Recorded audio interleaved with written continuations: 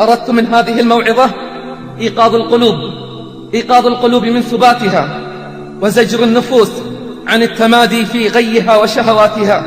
أردت من هذه الموعظة أن يزيد الصالح في صلاحه، وأن يستيقظ الغافل قبل حسرته وقبل مماته.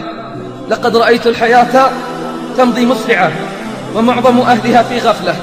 ناس يأتون وآخرون يرحلون، أرحام تدفع وأرض تبلع، والناس غافلون ولا يستيقظون إلا عند معاينة الموت وسكراته.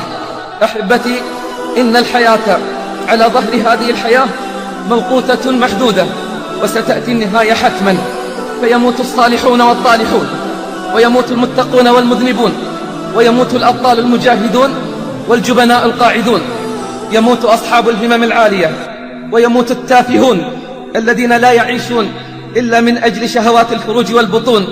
قال الله جل في علاه: كل من عليها فان، وقال: كل نفس ذائقة الموت. ستموت، نعم ستموت. إنها الحقيقة التي نهرب منها دائما، إنها الحقيقة التي يسقط عندها جبروت المتجبرين، وعناد الملحدين، وطغيان البغاة المتألهين. إنها الحقيقة التي شرب من كأسها العصاة والطائعون، وشرب من كأسها الأنبياء والمرسلون. قال الله: وما جعلنا لبشر من قبلك الخلد أفإن مت فهم الخالدون. كل باك سيبكى، وكل ناع سينعى، وكل مذخور سيفنى، وكل مذكور سينسى. ليس غير الله يبقى، من علا فالله أعلى. اعلم رعاك الله أنه من عاش مات، ومن مات فات، وكل ما هو آت آت. من كان يرجو لقاء الله فإن أجل الله لآت. إن حياتك إنما تبدأ بعد مماتك. يا ابن آدم، أنت الذي ولدتك أمك باكيا، والناس حولك يضحكون سرورا. فاعمل لنفسك أن تكون إذا بكوا في يوم موتك ضاحكا مسرورا. اعلم بارك الله فيك أن لا سبيل للخلود في هذه الحياة. اعلم بارك الله فيك أن لا سبيل للخلود في هذه الحياة، فالكل سيموت. إنه الموت أعظم المواعظ وأبلغها، وهو أول خطوة إلى الآخرة. فمن مات قامت قيامته. قال صلى الله عليه وسلم: القبر أول منازل الآخرة، فدارنا أمامنا، وحياتنا الحقيقية هي بعد موتنا. أين الأكاسرة؟ أين الجبابرة والعتاة الأول؟ أخذ أموالهم سواهم، والدنيا دول. ركنوا إلى الدنيا الدنية، وتبوأوا الرتب السنية، حتى إذا فرحوا بها صرعتهم أيدي المنية. إنما أعظكم بواحدة: كم ظالم تعدى وجار، وما راعى الأهل ولا الجار. أين من عقد عقد الإصرار؟ حل به الموت، فحل من حلية الإزرار. فاعتبروا يا أولي الأبصار، خرج المغرور من الدنيا ما صحبه سوى الكفن، إلى بيت البلا والعفن. لو رأيته قد حلت به المحن، وتغير ذلك الوجه الحسن. أفق من سكرتك أيها الغافل، وتحقق أنك عن قريب راحل.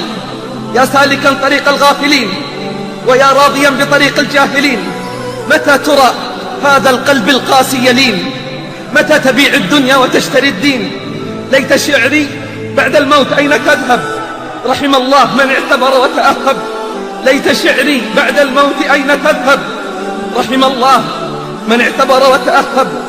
إني سألت الترب بعد ما فعلت، بعدي وجوه فيك متعفرة، فأجابني: صيرت ريحهم تؤذيك بعد روايح عطرة.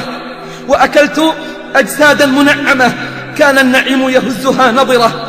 لم يبقى غير جماجم تعوت، بيض تلوح وأعظم نخرة. أين الحبيب الذي كان وانتقل؟ أين كثير المال وطويل الأمل؟ أما خلا كل في لحده مع العمل؟ أين من تنعم في قصره؟ أليس في قبره نزل؟ أفق من سكرتك، وتذكر نزول حفرتك.